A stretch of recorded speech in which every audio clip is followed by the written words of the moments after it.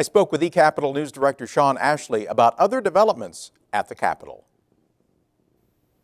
Shawn, this was bill deadline week at the Capitol. That's right. It was time for bills to be heard in committee, and if they're not, they don't move on through the legislative process in most cases. There were about 1,260 bills filed in the House, but only 466 of those remain alive.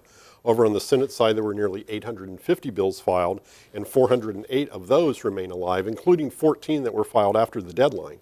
This includes a wide variety of issues, some of which you've talked about here on the show today, such as the Open Records Act bill, the Conversion Therapy bill, and the Advanced Placement History legislation. There's also legislation regulating wind energy. That's right. There are several different pieces of wind energy legislation that are being considered. Some which looks to regulate it much like you would an oil or gas well in terms of setbacks and how they're constructed. Others, though, that are looking at the tax credits and the incentives we give to help those facilities locate in the state of Oklahoma.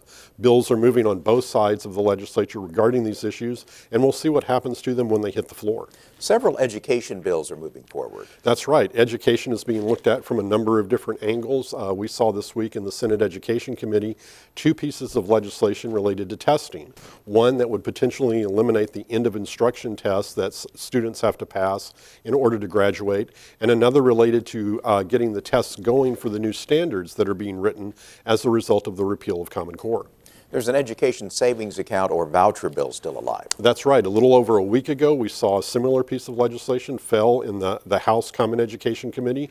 This week in the Senate Education, a similar piece of legislation was approved. And what that does is allows a student who transfers out of a public school to take the majority of the money that would go to their education in that school with them as they go to a private school, or for that matter, if they transfer entirely to another school district, that money would travel along with them. What's coming up next week? We go to the floor. This is where the major debates usually occur on the major pieces of legislation, and we'll see once again how they whittle down this large number of bills as we head toward the May adjournment. eCapitol News Director Shawn Ashley, thank you. You're very welcome.